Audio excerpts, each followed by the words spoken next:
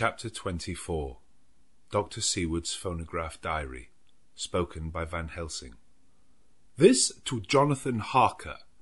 You are to stay with your dear Madam Mina. We shall go to make our search, if I can call it so, for it is not search but knowing, and we seek confirmation only. But do you stay and take care of her today. This is your best and most holiest office. This day nothing can find him here. Let me tell you that, so you will know what we four know already, for I have tell them. He, our enemy, have gone away. He have gone back to his castle in Transylvania. I know it so well as if a great hand of fire wrote it on the wall. He have prepare for this in some way, and that last earth box was ready to ship somewheres. For this he took the money, for this he hurry at the last, lest we catch him before the sun go down. It was his last hope, save that he might hide in the tomb that he think poor Miss Lucy, being as he thought like him, keep open to him. But there was not of time. When that fail, he makes straight for his last resource, his last earthwork, I might say, did I wish double entente. He is clever. Oh, so clever! He know that his game here was finish, and so he decide he go back home. We find ship going by the route he came, and he go in it. We go off now to find what ship and whither bound. When we have discovered that, we come back and tell you all. Then we will comfort you and poor dear Madam Mina with new hope. For it will be hope when you think it over that all is not lost. This very creature that we pursue, he take hundreds of years to get so far as London, and yet in one day, when we know of the disposal of him, we drive him out. He is finite, though he is powerful to do much harm and suffers not as we do.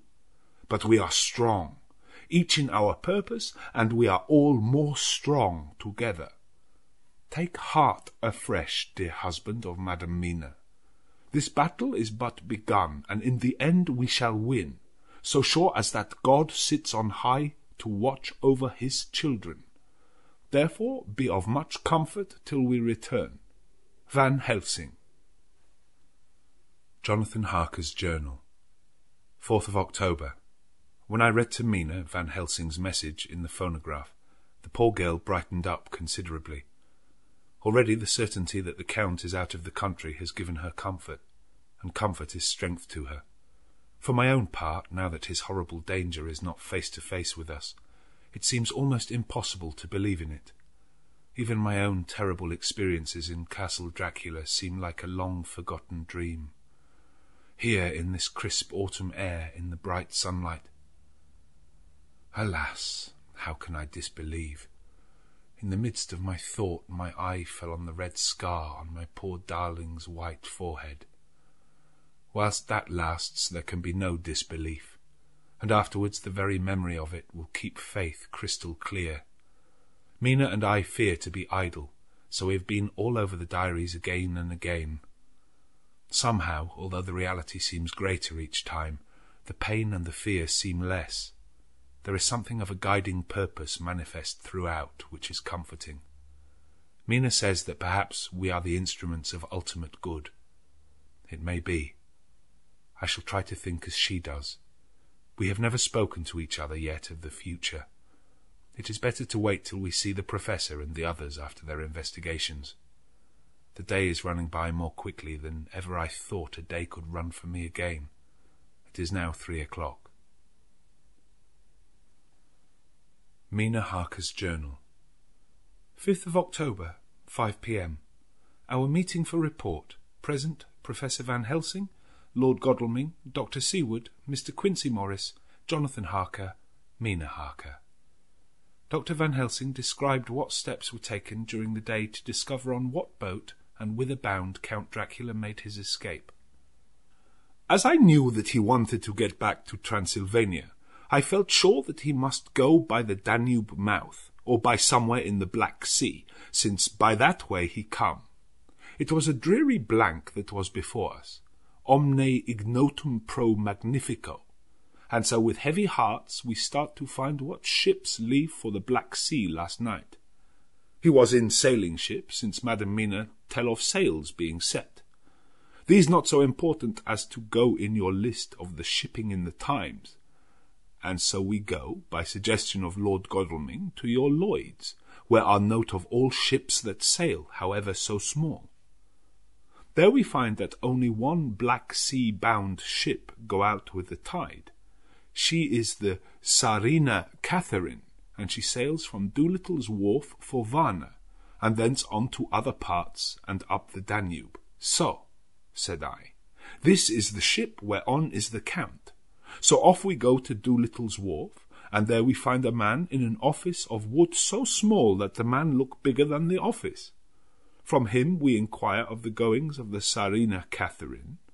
He swear much, and he red face and loud of voice, but he good fellow all the same. And when Quincy give him something from his pocket, which crackle as he roll it up, and put it in a so small bag, which he have hid deep in his clothing, he still better fellow, and humble servant to us. He come with us, and ask many men who are rough and hot. These be better fellows too, when they have been no more thirsty. They say much of blood and bloom, and of others which I comprehend not, though I guess what they mean. But nevertheless they tell us all things which we want to know. They make known to us among them how last afternoon at about 5 o'clock comes a man so hurry, a tall man, thin and pale, with high nose and teeth so white, and eyes that seem to be burning, that he be all in black, except that he have a hat of straw which suit him not all the time, that he scatter his money in making quick inquiry as to what ship sails for the Black Sea and for where. Some took him to the office and then to the ship, where he will not go aboard, but halt at shore end of gangplank, and ask that the captain come to him. The captain come, when told that he will be pay well, and though he swear much at the first, he agree to term. Then the thin man go, and someone tell him where horse and cart can be hired. He go there, and soon he come again, himself driving cart, on which a great box. This he himself lift down, though it takes several to put it on truck for the ship. He give much talk to captain as to how and where his box is to be placed. But the captain like it not, and swear at him in many tongues, and tell him that if he like he can come and see where it shall be. But he say no, that he come not yet, for that he have much to do. Whereupon the captain tell him that he had better be quick with blood, for that his ship will leave the place of blood before the turn of the tide with blood. Then the thin man smile and say that of course he must go when he think fit, but he will be surprised if he go quite so soon. The captain swear again, polyglot, and the thin man make him bow and thank him, and say that he will so far intrude on his kindness as to come aboard before the sailing. Final, the captain, more red than ever, and in more tongues, tell him that he doesn't want no Frenchmen, with bloom upon them, and also with blood, in his ship, with blood on her also. And so after asking where there might be close at hand a ship where he might purchase ship forms, he departed. No one knew where he went, or blooming well cared, as they said, for they had something else to think of. Well, with blood again. For it soon became apparent to all that the Tsarina Catherine would not sail as was expected.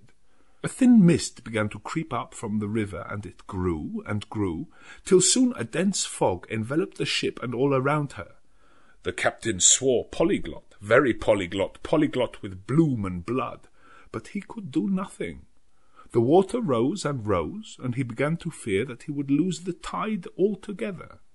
He was in no friendly mood, when just at full tide the thin man came up the gangplank again and asked to see where his box had been stowed. Then the captain replied that he wished that he and his box, old and with much bloom and blood, were in hell. But the thin man did not be offend, and went down with the mate and saw where it was placed, and came up and stood a while on deck in fog. He must have come off by himself, for none noticed him. Indeed, they thought not of him, for soon the fog began to melt away, and all was clear again.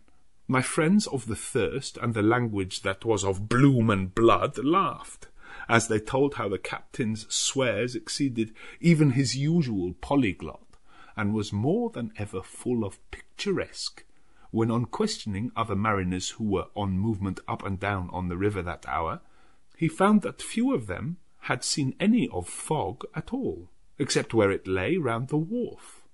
However, the ship went out on the ebb tide, and was doubtless by morning far down the river mouth. She was by then, when they told us, well out to sea. And so, my dear Madam Mina, it is that we have to rest for a time, for our enemy is on the sea with the fog at his command on his way to the Danube mouth. To sail a ship takes time, go she never so quick, and when we start we go on land more quick, and we meet him there. Our best hope is to come on him when in the box between sunrise and sunset, for then he can make no struggle, and we may deal with him as we should. There are days for us in which we can make ready our plan. We know all about where he go, for we have seen the owner of the ship, who have shown us invoices and all papers that can be. The box we seek is to be landed in Varna, and to be given to an agent, one Ristix, who will there present his credentials, and so our merchant friend will have done his part. When he asks if there be any wrong, for that so he can telegraph and have inquiry made at Varna, we say no. For what is to be done is not for police or of the customs.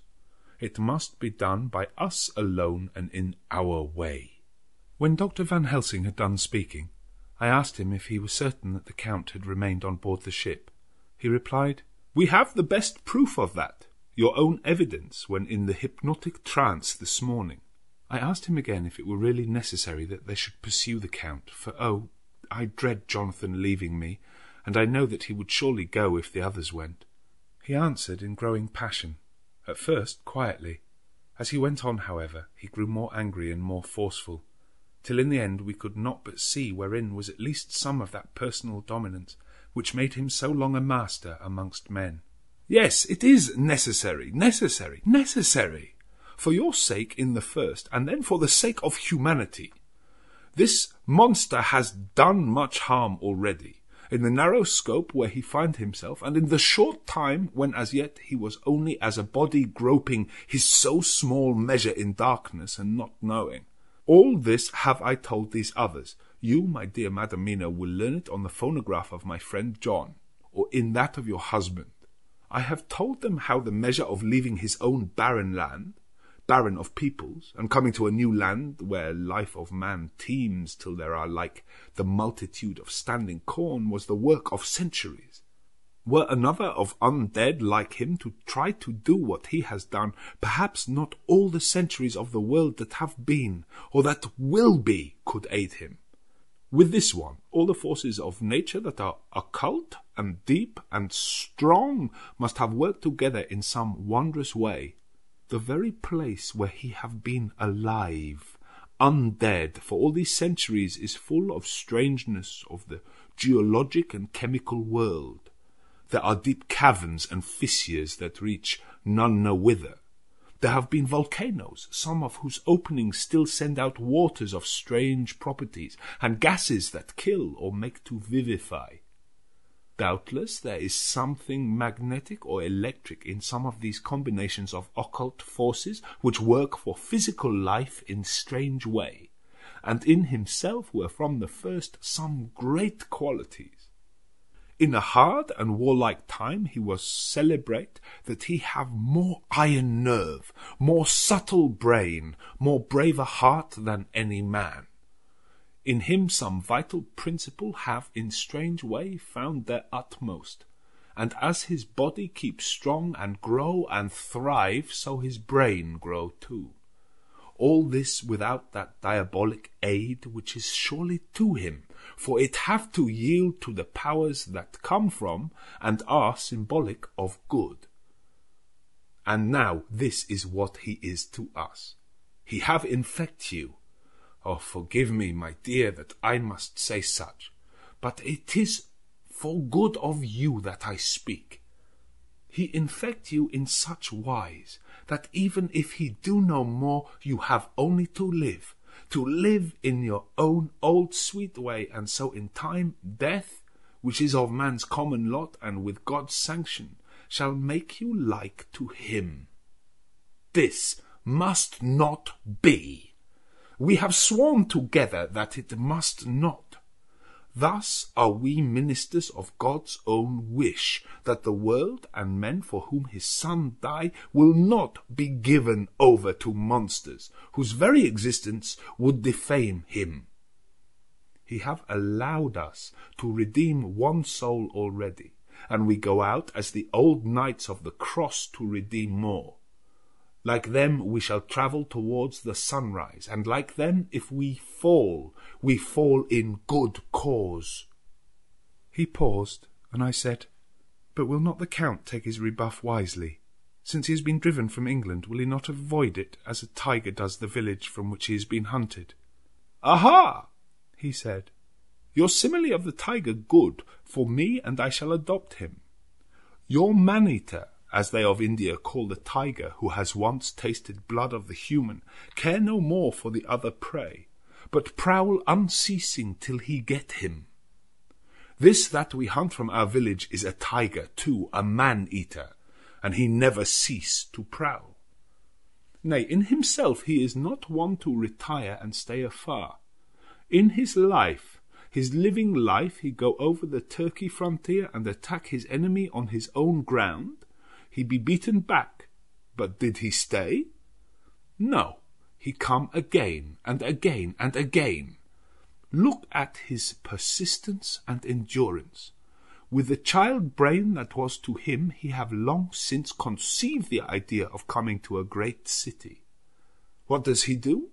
He find out the place of all the world most of promise for him. Then he deliberately set himself down to prepare for the task. He find in patience just how is his strength and what are his powers.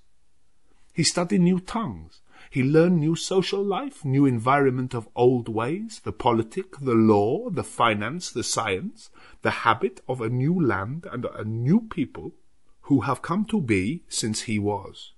His glimpse that he have had whet his appetite only, and enkeen his desire. Nay, it help him to grow as to his brain, for it all proved to him how right he was at the first in his surmises. He have done this alone, all alone, from a ruined tomb in a forgotten land.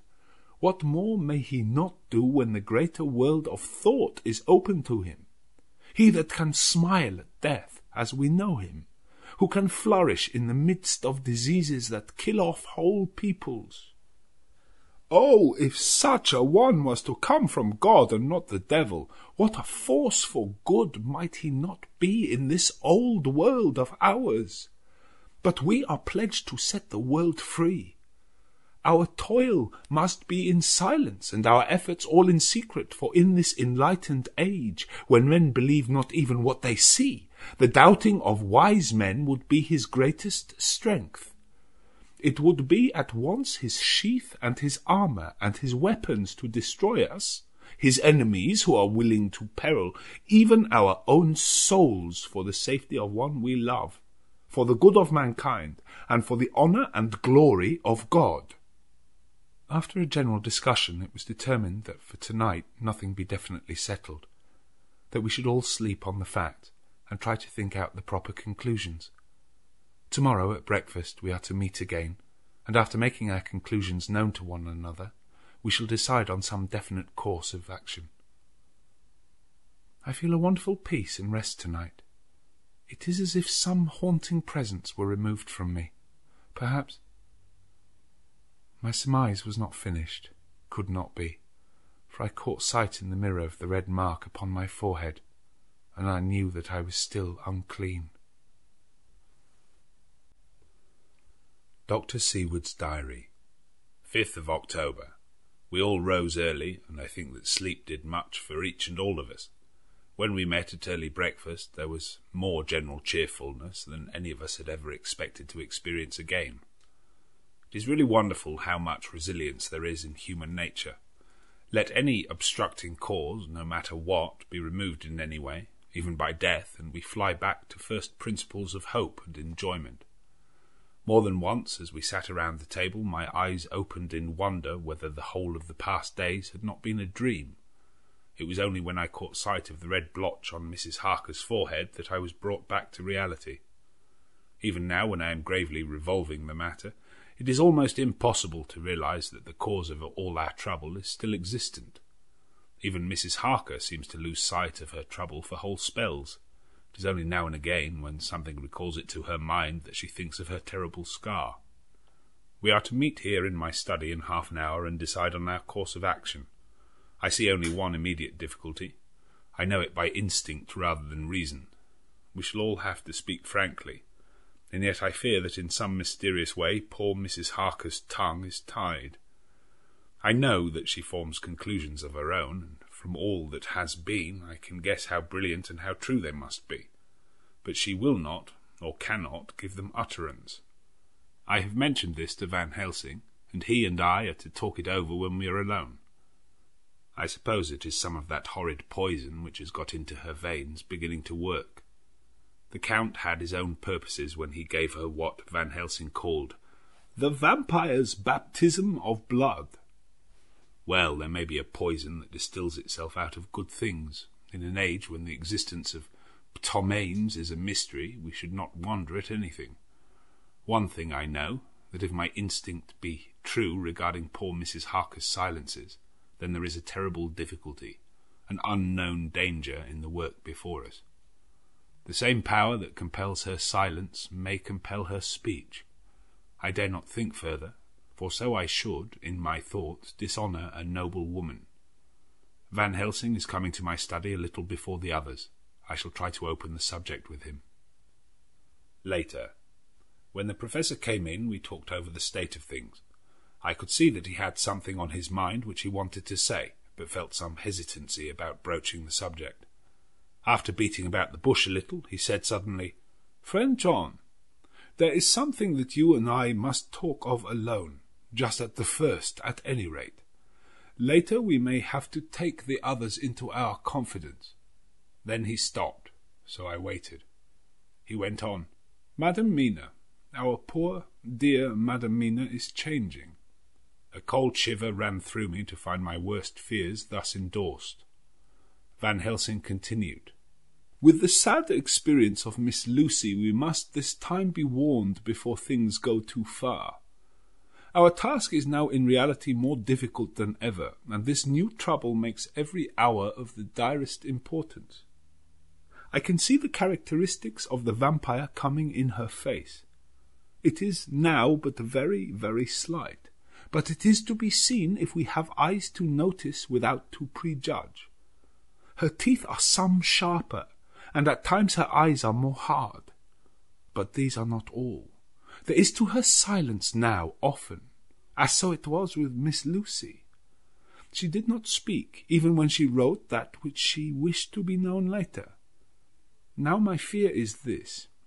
If it be that she can, by our hypnotic trance, tell what the Count see and hear, it is not more true that he who have hypnotized her first, and who have drink of her very blood, and make her drink of his, should, if he will, compel her mind to disclose to him that which she know."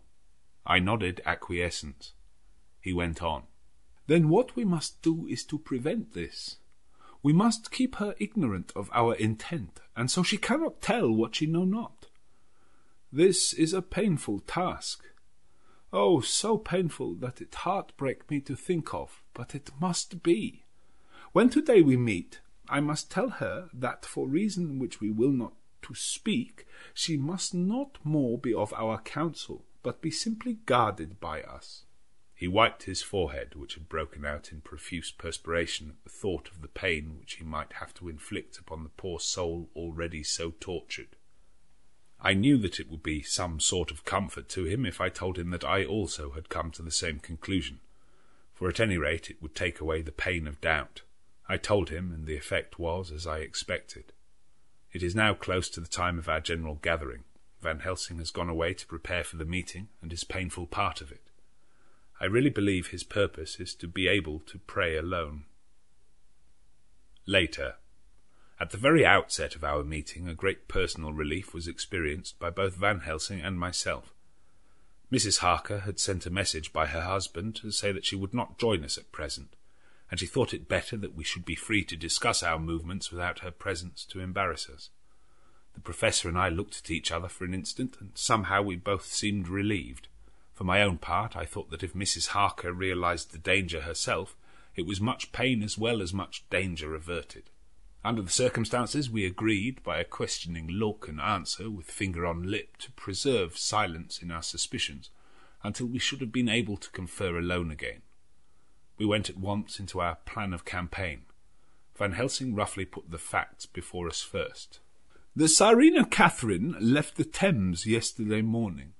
It will take her at the quickest speed she has ever made at least 3 weeks to reach Varna, but we can travel overland to the same place in 3 days. Now, if we allow for 2 days less for the ship's voyage, owing to such weather influences as we know that the Count can bring to bear, and if we allow a whole day and night for any delays which may occur to us, then we have a margin of nearly 2 weeks. Thus, in order to be quite safe, we must leave here on 17th at latest. Then we shall, at any rate, be in Varna a day before the ship arrives, and able to make such preparations as may be necessary. Of course, we shall all go armed against evil things, spiritual as well as physical. Here Quincey Morris added, I understand that the Count comes from a wolf country, and it may be that he shall get there before us. I propose that we add Winchesters to our armament. I have a kind of belief in a Winchester when there is any trouble of that sort around. Do you remember, Art, when we had a pack after us at Tobolsk? What wouldn't we have given then for a repeater apiece? Good, said Van Helsing. Winchesters it shall be. Quincy's head is level at all times, but most so when there is to hunt. Metaphor be more dishonour to science than wolves be of danger to man. In the meantime, we can do nothing here. And as I think that Varna is not familiar to any of us, why not go there more soon? It is as long to wait here as there. Tonight and tomorrow we can get ready, and then, if all be well, we 4 can set out on our journey. We 4? Said Harker interrogatively, looking from one to another of us. Of course, answered the Professor quickly. You must remain to take care of your so sweet wife. Harker was silent for a while, and then said in a hollow voice, Let us talk of that part of it in the morning. I want to consult with Mina. I thought that now was the time for Van Helsing to warn him not to disclose our plans to her, but he took no notice. I looked at him significantly and coughed. For answer, he put his finger on his lips and turned away. Jonathan Harker's Journal, 5th of October, afternoon.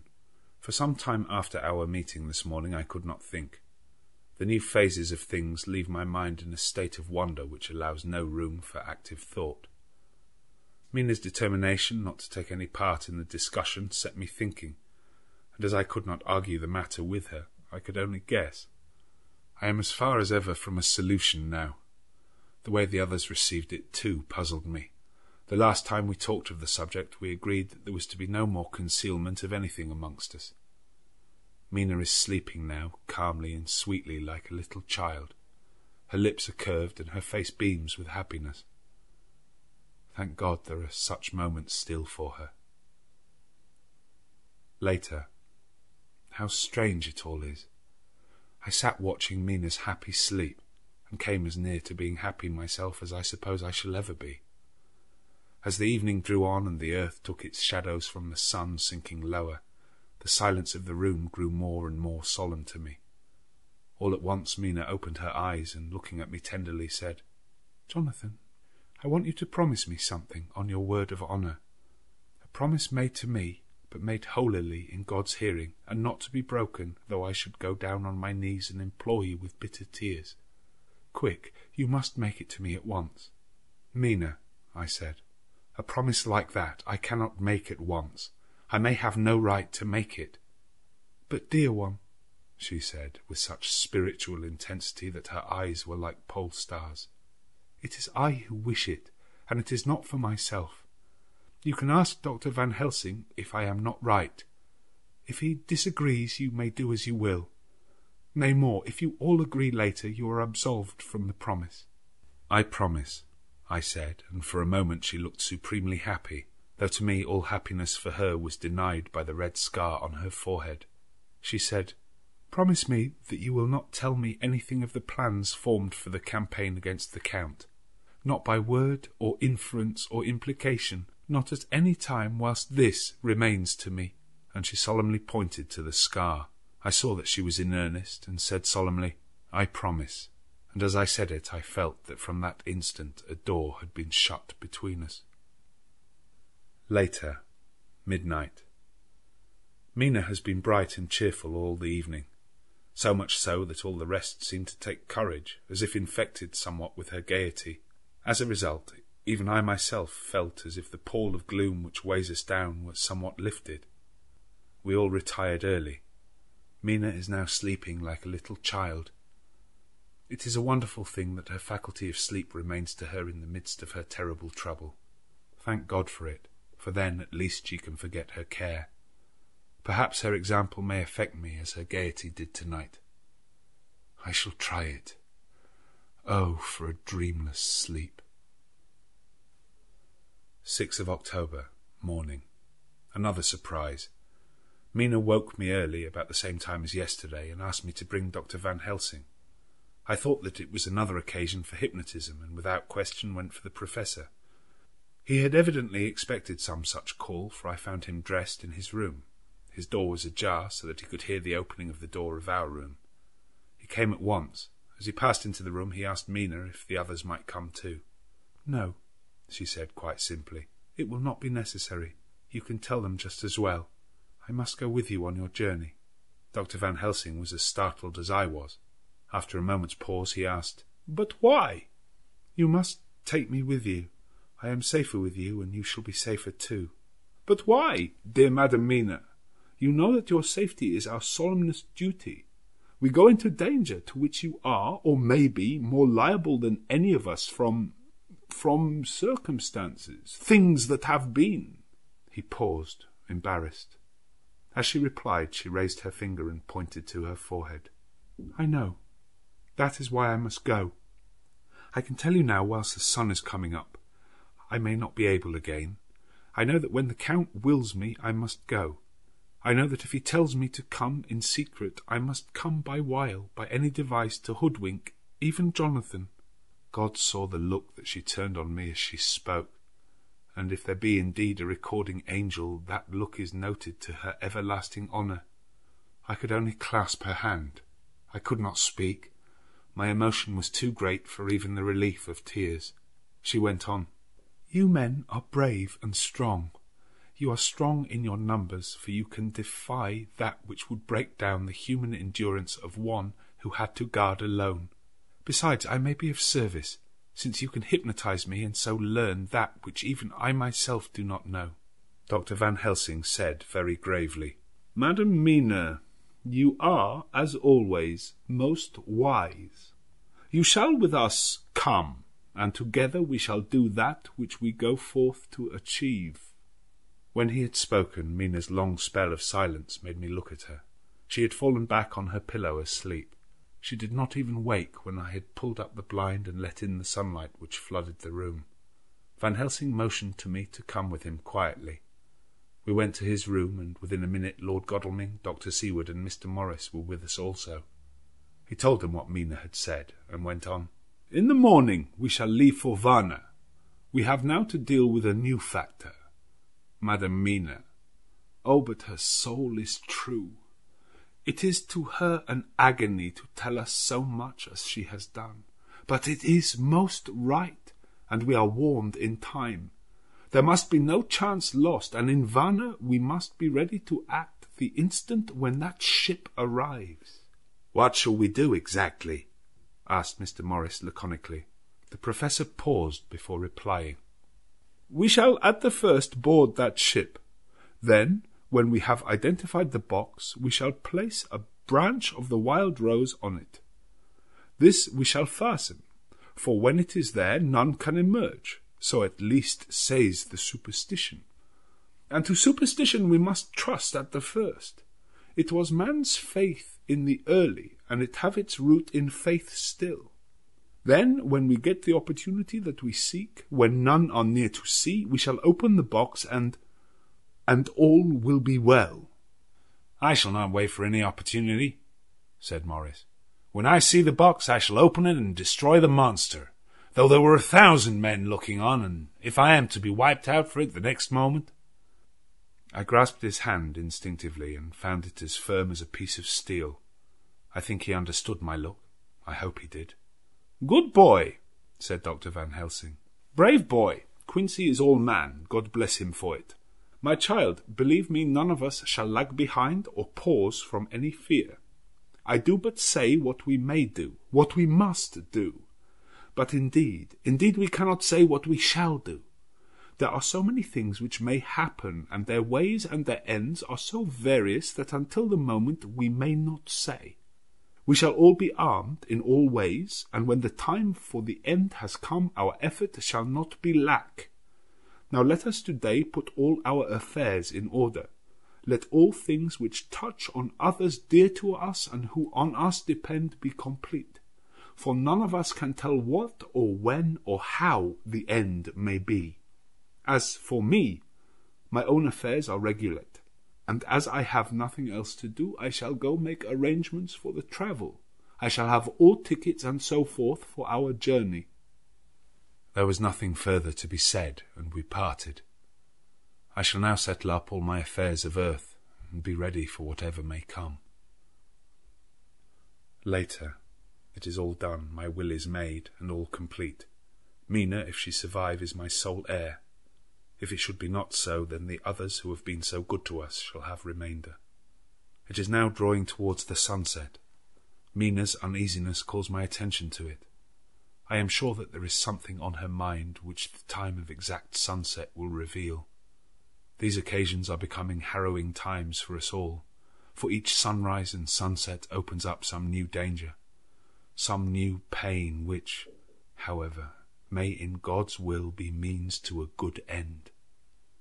I write all these things in the diary since my darling must not hear them now, but if it may be that she can see them again, they shall be ready. She is calling to me.